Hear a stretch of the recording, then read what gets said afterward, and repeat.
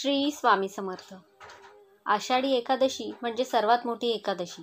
जवळपास प्रत्येक घराघरामध्ये संपूर्ण कुटुंब आषाढी एकादशीचे व्रत करत असते आणि खरंच ज्यांना महिन्यातील प्रत्येक एकादशी करायला जमत नाही त्यांनी आषाढी एकादशी मात्र आवर्जून करावी। कारण फक्त आषाढी एकादशी जरी धरली तरी तुम्हाला वर्षभरातील सर्व एकादशी धरल्याचे पुण्य मिळतं। तसेच एकादशीचे व्रत केल्याने आपल्याला मोक्षप्राप्ती मिळते आणि सर्व पापांचा नाश होतो अशी मान्यता आहे। तर आजच्या या व्हिडिओमध्ये मी तुम्हाला आषाढी एकादशीचा उपवास कसा करावा, कसा सोडावा, कोणती भाजी खाऊन उपवास सोडावा जेणेकरून तुम्हाला या एकादशीचे व्रत पूर्ण फळ मिळेल। ही भाजी आयुर्वेदिकदृष्ट्या खूप चांगली आहे। याचे शरीराला आपल्या खूप फायदे आहेत, औषधी आहे, त्यामुळे ही भाजी आवर्जून खाल्ली जाते। तसेच या दिवशी आपल्याला चुकूनही कोणते पदार्थ खायचे नाहीत। उपवास कधीपासून धरायचा आणि उपवास कधी सोडायचा, शुभ वेळ अशी संपूर्ण माहिती मी या व्हिडिओमध्ये देणार आहे। तर या उपायाविषयीची संपूर्ण माहिती जाणून घ्यायची असेल तर व्हिडिओ स्किप न करता संपूर्ण बघा आणि चॅनलवर पहिल्यांदा आला असाल तर सबस्क्राईब करा आणि असेच नवनवीन व्हिडिओ पाहण्यासाठी बेल आयकॉनला प्रेस करा, म्हणजे मी जेव्हाही नवीन व्हिडिओ अपलोड करेन तेव्हा त्याचं नोटिफिकेशन सर्वात आधी तुम्हाला मिळेल। अशी आलेली आहे। या एकादशीला मोठी एकादशी किंवा देवशयनी एकादशी किंवा आषाढी एकादशी म्हणून ओळखलं जातं। या दिवसापासूनच चातुर्मासालाही आरंभ होतो, म्हणजे आतापर्यंत जो सृष्टीचा कारभार आहे ते भगवान विष्णूंकडे होते, पण या दिवसापासून पुढील 4 महिन्यांसाठी भगवान विष्णू योगनिद्रात येतात। त्यामुळे या एकादशीला देवशयनी एकादशी असे म्हणतात। आणि मग या 4 महिन्यांच्या काळात सृष्टीचा जो भार आहे तो भगवान शंकर सांभाळत असतात। त्यामुळे या चातुर्मासाच्या आधी तुम्ही भगवान शंकराची देखील उपासना करू शकता।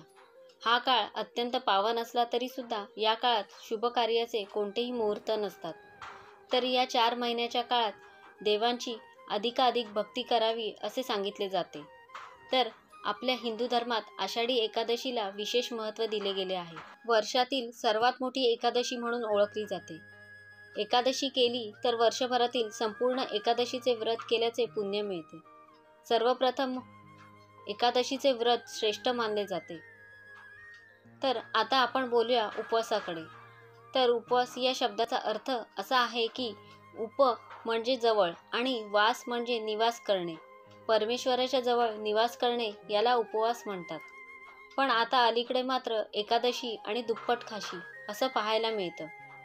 पण असं न करता या दिवसातला जास्तीत जास्त वेळ तुम्ही देवाच्या नामस्मरणात, जप करण्यात, देवाच्या पूजेत घालवावा असा याचा अर्थ होतो।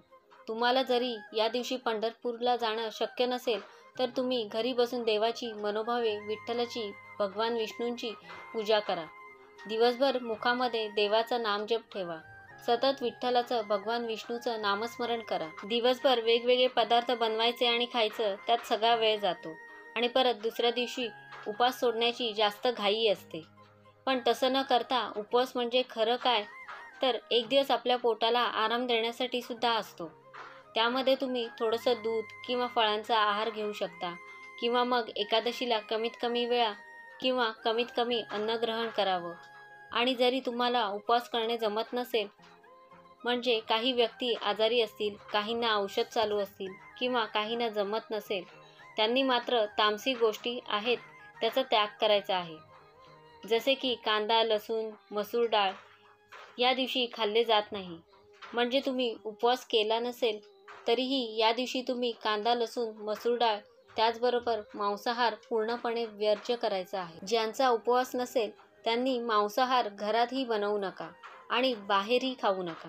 तसेच बरेच जण या दिवशी भात ही खात नाहीत, कारण तांदूळ म्हणजे भात हे पूर्ण अन्न मानलं जातं। भात खाल्ल्यानंतर उपवास सुटतो असं आपण पूर्वीपासून ऐकत आलेलो आहोत, कारण तांदूळ हे अखंड मानले जातात, ते पूर्ण अन्न मानलं जातं। त्यामुळे एकादशीच्या दिवशी तुम्ही भात खाऊ नका। बरेच जण एकादशीचे निर्जला म्हणजे काहीही न खाता पिता उपवास करतात। पण तब्येतीला सहन होणार नसेल तर तुम्ही दूध, फळे, सुकामेवा, खजूर अशा पदार्थांचा समावेश तुम्ही आपल्या आहारामध्ये करू शकता, म्हणजे कमीत कमी आणि पौष्टिक आहार घेऊ शकता।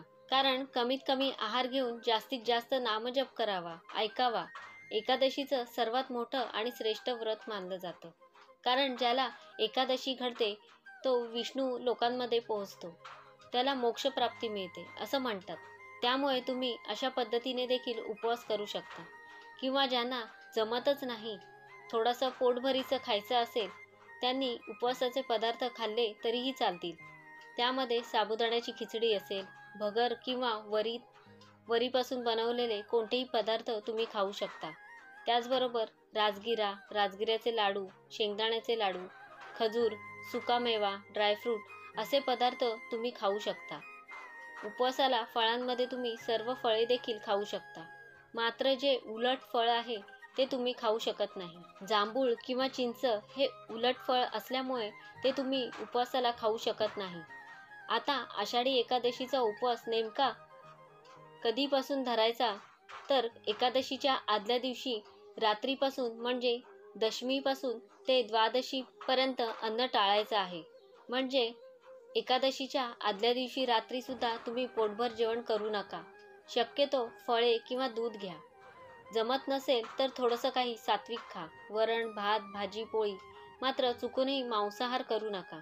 तसेच द्वादशीला म्हणजे एकादशीच्या दुसऱ्या दिवशी आपण उपवास सोडतो, त्या दिवशी देखील कोणती भाजी खाऊन उपवास सोडायचा आहे हे मी सांगणार आहे.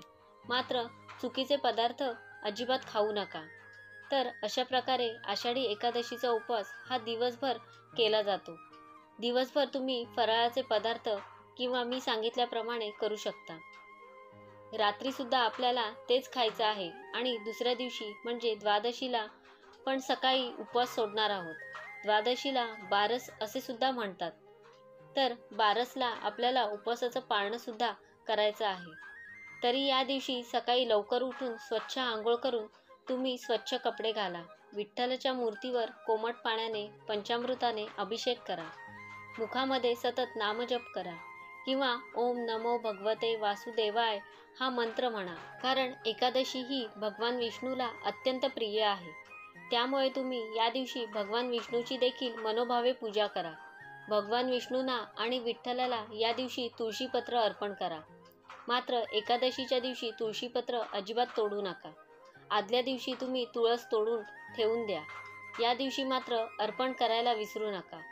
या दिवशी आपण उपवास करतो म्हणजे आपण या दिवशी कोणतेही चुकीचे कार्य करायचे नाही. फक्त मुखामध्ये सतत नामस्मरण, नामजप करायचा आहे. या दिवशी कोणाचीही चहाडी, चुगली, शिव्याशाप देणे अशा गोष्टी अजिबात करू नका. या दिवशी मात्र आपलं आचरण अत्यंत चांगलं असणं गरजेचं आहे. म्हणजे तुम्हाला या व्रताचं पूर्ण फळ मिळेल. या दिवशी फक्त अखंड नामस्मरण करा. या अखंड व्रतातून आपल्याला मोक्ष मिळतो. या उपवासाने आपली सर्व पापे धुतली जातात. जी माणसे आजारी असतात, वारंवार त्यांनी उपवास धरला नाही तरी चालेल, मात्र अखंड नामस्मरण करायला विसरू नका. त्याचबरोबर या दिवशी नखे कापणे, केस कापणे अशी कामे कटाक्षाने टाळा. या दिवशी ब्रह्मचर्याचे पालन करा. संपूर्ण दिवस मंत्र जप यामध्ये घालवा. या दिवशी भात किंवा तांदळाचे पदार्थ खाऊ नका. कारण एकादशीला भात खाणे वर्ज्य सांगितलं आहे. या दिवशी आपल्या मनामध्ये राग, मत्सर, ईर्ष्या ठेवू नका. तर अशा प्रकारे या दिवशी तुमचं आचरण असले पाहिजे. दिवसभरामध्ये तुम्ही मी सांगितल्याप्रमाणे किंवा जमत नसेल तर मग राजगिरा पिठाची भाकरी, लाल भोपळा, भेंडी, काकडी, सुरण, रताळी, बटाटे, साबुदाणा खिचडी, वरीपासून बनवलेले अनेक पदार्थ, थालीपीठं असे पदार्थ खाऊ शकता. आणि मग दुसऱ्या दिवशी म्हणजे बारसला, द्वादशीला आपल्याला सकाळी उपवास सोडायचा आहे. तर पाळण्यासाठी म्हणजे उपवास सोडण्यासाठी शुभवेळ सांगितलेली आहे. गुरुवारी 18 जुलैला सकाळी 5:46 ते 8:06 पर्यंत तुम्हाला शक्य झालं तर या मुहूर्तावर नक्कीच उपवास सोडा. आणि जमत नसेल तर मग सकाळी आपली घरातली कामे आटोपल्यानंतर, रोजची देवपूजा झाल्यानंतर मग तुम्ही देवाला नैवेद्य दाखवून हा उपवास सोडला तरी पण चालेल. तर पूर्वीपासून आषाढी एकादशीचा उपवास सोडताना एक भाजी खाल्ली जायची. पूर्वीचे लोक आषाढी एकादशीला उपवास सोडायला हीच भाजी खाऊन सोडायचे. ही एक प्रकारची रानभाजी असून ती आपल्या आरोग्यासाठी खूप गुणकारी आहे. आयुर्वेदिकदृष्ट्या सुद्धा ती भाजी खूप महत्त्वाची आहे. ती बऱ्याच लोकांना माहीत नाही. तर ती म्हणजे वाघाट्याची भाजी. काही ठिकाणी याला वाघाटी, वाघाटे किंवा वाघाट्या किंवा काही ठिकाणी याला गोविंद फळ असंही म्हणतात. हे वाघाटे शक्यतो आषाढ महिन्यातच बघायला मिळतात. ही खूप औषधी आहे, त्यामुळे आवर्जून खाल्ली जाते. द्वादशीच्या दिवशी उपवास सोडताना आपल्या महाराष्ट्रात ही वाघाटीचं फळ खाल्लं जातं.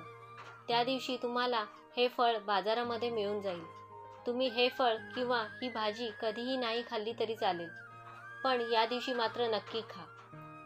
या एकादशीला वाघाटी सर्वांना आवडते आणि ही भाजी जास्तीत जास्त पौष्टिकसुद्धा आहे. याचे असंख्य फायदे आपल्या शरीरासाठी आहेत. खूप गुणकारी आहे आणि औषधीसुद्धा आहे. तर ही एक रानभाजी आहे. जर तुम्हाला या दिवशी असे मिळाले तर तुम्ही नक्की बनवून याची भाजी खा. याची रेसिपी तुम्हाला यूट्यूबवरती मिळेल. जर भाजी करता येत नसेल तर तुम्ही यूट्यूबवरती याची रेसिपी पाहू शकता.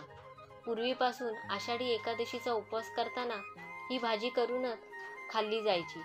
पूर्वीच्या लोकांना अजूनही माहीत आहे. आता बऱ्याच ठिकाणी मिळत नाही किंवा अनेक लोकांना माहितीही नाही. पण आता तुम्हाला मिळालं तर तुम्ही नक्की खा. एकादशीच्या व्रताचं पूर्ण फळ तुम्हाला मिळेल. आणि जरी मिळालं नाही तरी काही हरकत नाही. मग बरेच जण या दिवशी पुरणपोळीचा सुद्धा स्वयंपाक करतात. कारण आषाढी एकादशी ही फार मोठी आहे. त्यामुळे दुसऱ्या दिवशी पुरणपोळीचा स्वयंपाक करतात. देवाला नैवेद्य दाखवतात आणि ग्रहण करून मग उपवास सोडतात. तुम्ही तसं देखील करू शकता. आणि तेही जमत नसेल तर मग तुम्ही रोजच्या जेवणामध्ये सात्विक पदार्थ बनवून किंवा एखादा गोडाचा पदार्थ बनवून त्याचा नैवेद्य देवाला दाखवा आणि तुम्ही सुद्धा अन्न ग्रहण करा. मग तुमचा उपवास योग्य प्रकारे सुटला जाईल. अशा प्रकारे योग्य पद्धतीने जर तुम्ही पाळणं केलं, योग्य पद्धतीने जर तुम्ही उपवास सोडला तर तुम्हाला उपवासाचे संपूर्ण फळ मिळेल. तर अशा प्रकारे आजच्या व्हिडिओमध्ये मी तुम्हाला उपवास कसा करावा, कसा सोडावा याबद्दल संपूर्ण माहिती देण्याचा प्रयत्न केला आहे. कसा वाटला तुम्हाला आजचा व्हिडिओ मला नक्की सांगा.